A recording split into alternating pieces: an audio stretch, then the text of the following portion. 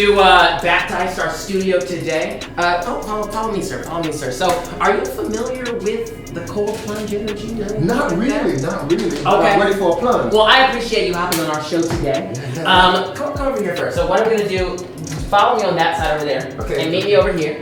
And I'm going to take this off, throw it over there. So, I know, you've done many baptisms before. Does this remind you of like your baptism experience or anything like that? Most definitely, but I'm not in the pool. What is your... I baptized from outside of the pool like that. Seriously? Yeah. What is your... With a small pool like this, I'm outside. I just dunk it from outside. No, I'm getting in. Does anybody's gonna baptize me?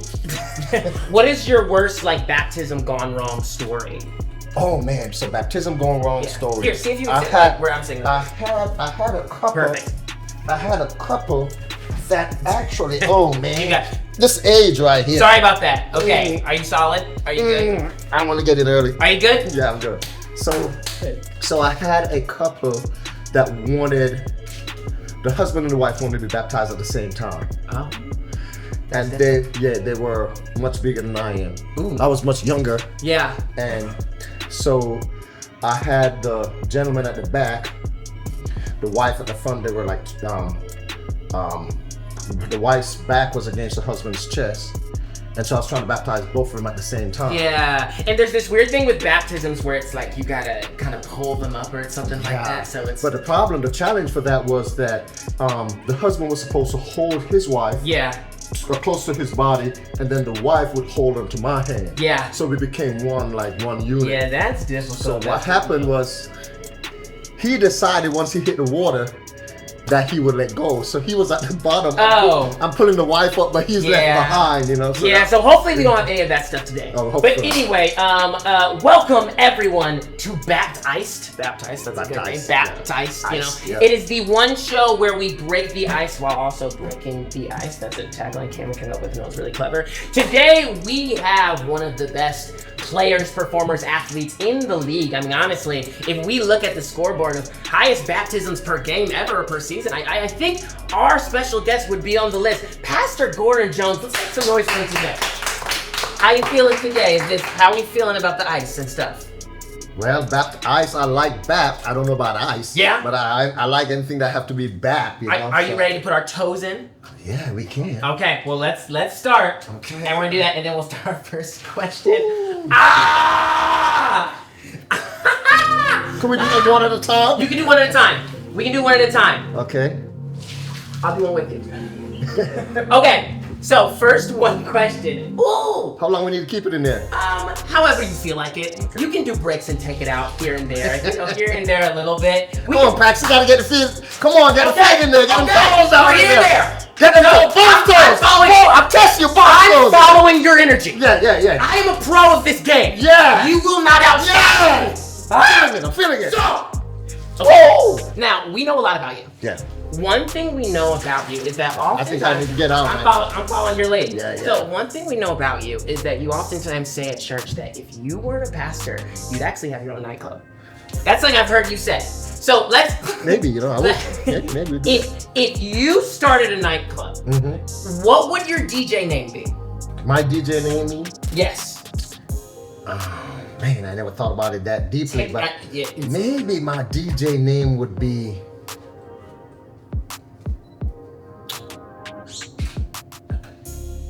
Bono G. Bono G. Got you. Okay, understood that. Thank you. So they made yeah. I understand. Keep it clean on that. Thank you. No, this is a family show. We try. Yeah. I almost feel like being a DJ is almost close to being a pastor because you both have to do crowd work. Yeah. Like you have to do everybody put your hands in the air. I get annoyed by pastors like y'all because every time y'all say good morning Riverside, I never answer the first time. Yeah. Because every time you say good morning Riverside, you're just gonna say oh, that wasn't good enough. Say it again. Good morning Riverside. I try not to do that though. Okay. You know who does that? I just say good morning. Chris Marshall. Okay. I got a bone to pick with Chris Marshall. He be doing that thing now. I be waiting. Every time Chris Marshall gets on stage, he be like, good morning Riverside. I be like, waiting. Y'all can do better than that. Good morning. Good morning. So we do that. What's your go-to DJ song? Like if you're having a party and you're on the aux court, what's your go-to? This is an old school song that I really enjoy listening to back in the day. And thank God. You're taking me back to some places I don't want to go back to. Oh, okay, I understand. But I'll share with you. It's Reasons. Okay. Reasons. Okay, I don't know that one. By Earth, Wind, and Fire. Reasons by Earth, Wind, and Fire. Yeah? Yeah, some of y'all feeling that. I see the fingers snapping now. You know mine? No, what's yours? Hopped in a plane in LAX with a dream and a cardigan. Welcome to the plane. You know that one? Yeah, I heard that. Oh, you know that one? I heard that one. There you go. James teaching you right. Yeah. Okay, let's do this one, okay? Yeah. We'll do this one, and then we're actually going to see if we can try sitting for a little. Okay. Okay. What we going to do now? So, no, we'll stay right here for right now. Okay. So, let's go back in time, because we were talking about back in the past. Now, tell me when you and your wife, Wendy, will be celebrating your next anniversary. When will that be? Oh, why you do that? Oh, okay. How many years do we have so far? I can tell you when, but why you do that? Never ask a brother that publicly. Because if we mess up, we got to deal with that at home. True. But anyway, I think the greatest thing September about this, 5th. We have one of the best editors in the world. So I can pay them to edit that portion. If you slip David $5, he'll do whatever you want. Yeah, but September 5th. How many years do we got? We'll be having 32 years this year. Congratulations. So let's... But we've been together 38 years. So we dated for 4? We dated for like 6. Oh, 6, math. Yeah, okay, yeah. That's how bad I majored in film. Yeah. So let's go back a little bit. If you went back in time at the beginning, year 1, maybe even month 2, right? What would you tell a young Gordon when he was rizzing at Wendy? What would you advise him to do and not do? What if he sees Wendy the first time he met, what would you advise him? Okay, this is the pickup line you need to use, and don't do this. What's your advice? So the first couple of weeks, my advice of, I think man, this is so subjective because I don't know every woman, but I think the first thing that a brother should always recognize is you can't come off as if you're hungry and you're desperate. You got to come off like you are. I think women, they kind of look for someone who seems to have control of their situation. Yeah. And it doesn't mean that a woman is weaker or she needs us, but she's like, hey, if you're gonna come in my space, then you gotta come in my space confident. Yeah. Don't come off space Coming like in hot. a wind. Yeah. So I think you have to exude some sort of confidence in the space. Not overconfident, not obnoxious or arrogant, but you have to have some confidence, Did you have an opening line when you first met? Oh yeah, I always have my opening. What was it? Yeah. Hey, so I have a bunch of old school opening lines. Okay, yeah. What was your best? So one of my lines would be like, I just walk up to a girl back in there like, hey man, are you an athlete? Because I was an athlete. I played soccer. So I'm an athlete, and they'll be like, why you ask? I say, man, because you've been running through my mind all day. You must be warming up. Did that work with Wendy? I know. Okay. Well, okay, we came in hot. Let's go a little bit colder. So what we're gonna do next is we're sitting on the stool. Ready? Okay, yes sir. 1, 2. Put my feet in. I'm in. Oh. I'm in. I'm in. Okay. Oh, I don't know if that's like what's going on down here. Next question. I told you we know everything about you. Yeah. Okay. Are you familiar with Nardwuar? With what? Nardwuar. No. Ask Zane who Nardwuar is. We're bigger than Nardwuar. Okay. So tell me about Pastor Jones, the House of Wisdom. How did it come to be? How do you know that about that? Because we know everything. Because we know everything. Because we know you. I'm gonna stay in, but I'm gonna come meet you in a second. Yeah. Never mind. But at least we did. So, do it again. Do athletes do this? They do. But you gotta prepare for this. Okay. You gotta go first, you gotta go in the hot tub. Oh really? The secret is you gotta go in the hot tub. You stay in there first until you're sweaty hot. Coming here, it doesn't feel that way. The farthest I made was 8th grade F.H. Jenkins. No, you gotta go in the hot tub. If you're in a hot tub first or in a steam room, you get in here, it feels really good. Yeah, okay. I want to tell the producers that they should have had that ready for me first. I take cold showers in the morning, but after a hot shower. Okay. Anyway, so yeah, you asked me about House of Wisdom. House of Wisdom. So House of Wisdom, HOW. Oh man. So that started when we were in college, undergrad. Yeah. So I don't like to be controlled. Okay. So I've never pledged for any fraternity or I was never in a gang. I grew up in a community in Jamaica. Grew up in Washington Gardens area, and I never pledged for a gang or anything because I just don't like to be controlled. I tell people that I'm a Christian. I've already been in a gang. I think Jesus, the movement, is a gang. Jay's Crew. J Crew, sponsor it. So just a bunch of us, kind of radicals on campus.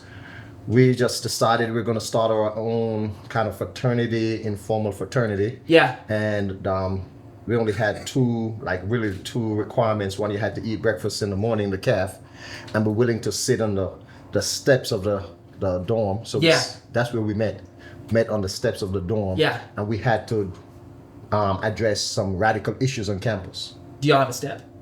Do they have steps? Yeah, you They did. had steps leading up into. No. Like, I don't even know the specific phrasing, but like your line step, like. Oh no, we didn't have a. We didn't know that. So on the reunion, we'll have that. Yeah. Okay, absolutely. Yeah. No, hey, that's a good idea. Yeah, you need to have that. Yo, call my people. Hit up Galen. I'll tell them something. Okay.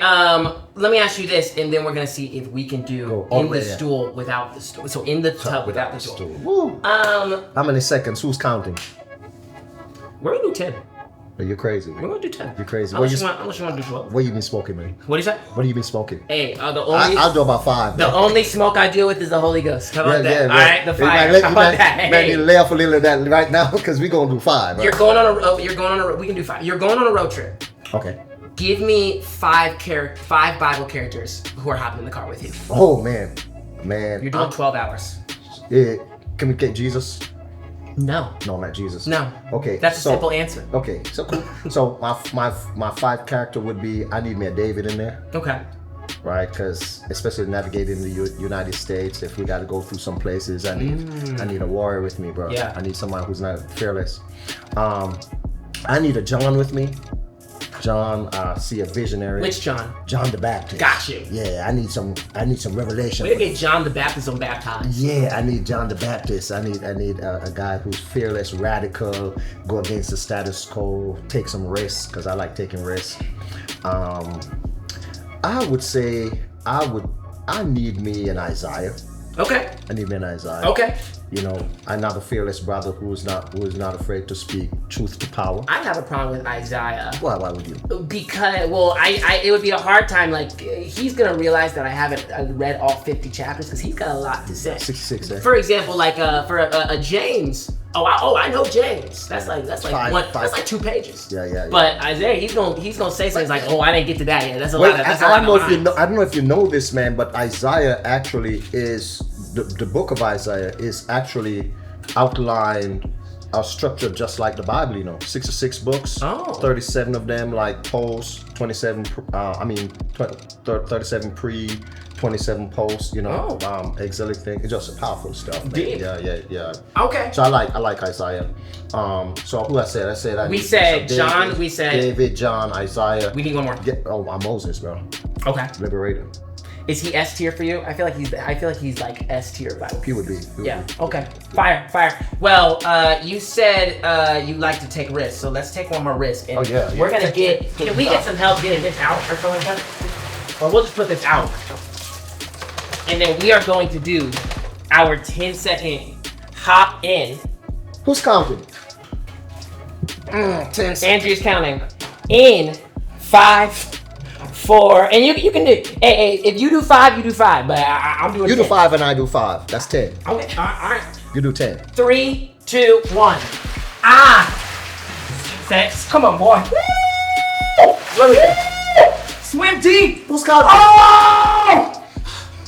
2, 1. All right, you only first? You'll get up first? Is it? Yeah, let's get out of this thing. No, you get up first. No. You get up. I just get up. I let my guests get out first. Oh! That's good. Let's go again, bro. Come on, go again. Go again. 10 more. Oh! That's Ice in my veins. That's good. Ice in my veins. Drink too hard. Don't stand too close. You gonna mess around and get off this wave! Oh! Anyway, cold as ice. Mount Rushmore. If there were a Mount Rushmore of preachers, who would be on it if you were constructing it? Oh man. And you can't put yourself. Oh, that was good. I didn't think I made it. So, for me, it would be Dr. Charles Adams. Okay. Jeremiah Wright. Okay. Oh, okay. I know him. Yeah. I know him. So Charles Adams would be for me number 1. Jeremiah Wright would be number 2. Pastor Keith Morris would be up there for me. Now, give me some brief explanations because, I know Jeremiah, he used to roll with Obama, right? Yeah. Okay, and are your number 5, who your first guy? Charles Adams, you're out of Detroit. Okay. Charles Adams is just so scholarly, but then address also the social issues of our time. Okay. His made a concept is you have to educate and then you celebrate. Okay. Jeremiah just fearless, speak truth to power. I like Keith Morris, I guess, because he's my pastor. Yeah. And you can 2 more that great guys. I'm trying to maybe do some Adventist. Your dad. I like your dad. I like your dad. No, I'm not blowing your smoke. I like your dad. I like your dad. I like your dad. Good guy. I actually watched your dad for years. To a lot of reasons, and then myself. You can't do yourself. I just messed with you. I know. I heard you when you said that. But the third person was Cliff Jones. Cliff Jones, my mentor. Solid. There's one guy I would like to put on. You ever met Pastor Auguste? Auguste? Pastor Auguste. Yeah, Pastor Auguste. Pastor Auguste specifically for one reason, because I know he's gonna bring the ad-libs. See, when I listen to rappers, I want a rapper that has good ad-libs. Migos, hey! Yeah. Drop top! Yeah. Auguste is gonna give you the hey! Yeah. Hey! You ever preached to it? How do you feel when you preach to Auguste is not there? I mean, I just feel like no one's gonna cheer me on. Yeah, you're right. I just feel like I got right. Pastor Auguste, I mean, as preachers, preaching to preachers, one of the greatest experience. I mean, sometimes you don't even have to have a great sermon when you're preaching to preachers. So you're saying because they inspire you to, it's like anything. Athletes, man, if you're on the pitch or you're on the turf or whatever, you have people cheering you on. That's why athletes we get energy from people. Yeah. And most athletes tend to be extroverted. Yeah. We get energy. We like the crowd. We like the vibe. So you sit in a room and pastor's like, preach, boy, preach. Help yourself. Work! Yeah. You just start. Yeah, they'll make you work. Yeah. Pastor Auguste will make you work. That makes sense because pastors are so excited. I bet sometimes you've had the time where you're like cheering somebody on, but then you drive back and crying out that sermon was made. Like that was but it's they got that on ChatGPT. Yeah, but the thing about it is, we feel that in the moment, for me, I feel like in the moment, it's really not what I prepare or what I'm saying. I do really believe in the moment, it's really a spiritual encounter. As a matter of fact, I told my wife years ago, and I still believe that if I die in the pulpit, I know I'm saved because I'm so connected in that moment. I'm really so connected. I really surrender. I'm dead to everything around me. So I believe that, I walked away sometimes and people are like, oh, Pastor Jones, that was a great sermon. And I heard this and I'm like, did I really say that? Because I never planned. That was in my thought. I believe in the moment, Paul says the foolishness of preaching is so powerful. And I believe in the moment that, I'm cheering not the person per se, but I'm cheering for the fact that something is going to happen in the hearts of all of us that would transform us and be better disciples for Christ. Yeah. So it's like you're cheering someone to win. You're not necessarily cheering the person. You're cheering the outcome of what the person is doing. So for Geese or myself, your dad, whoever, we're cheering the outcome, not necessarily the person. I think sometimes even in other ethnic groups, you're like, oh, you're celebrating the person. You're putting the person on a pedestal. That's not really true. I'm not celebrating the preacher. I'm celebrating the outcome, and especially the call and response came out of our African experience, the call and response is not something we make up. It was real. The slaves had a few minutes. Yeah. The preacher, he would stand up and say, hey, God's going to liberate us one day. People are like, yes. I get it. And that's why you need those people. I get that. Hey, are you willing to do one more cold plunge with me? Yeah, let's do it. All right, let's do one hop in. We're going to do 10. Yeah. I'm going to force myself to give you a question while I'm in the ice. Okay, let's do it, man. Okay? Let's go. And I give the answer in the ice.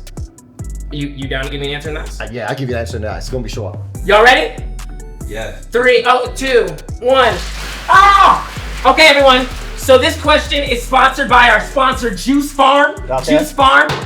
Pastor Jones, let me tell you something. I heard a birdie told me that you actually quit your summer job as a kid at Pizza House because you didn't want to serve pepperoni. Yeah, that's true. That is true. That's interesting. That's true.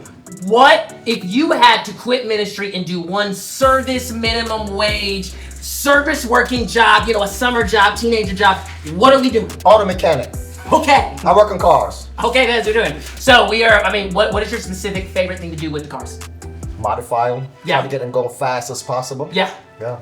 Everyone, thank you so much for joining BaptICED. You can see my guest, Pastor Gordon Jones, every week on every episode of Riverside, Nashville. Tune in next week where we have another person, and hopefully we won't be in the ice. Thank you, Gordon Jones, for being here. Clap it up. Oh! It's been awesome. Yeah! How you feel? I'm feeling good.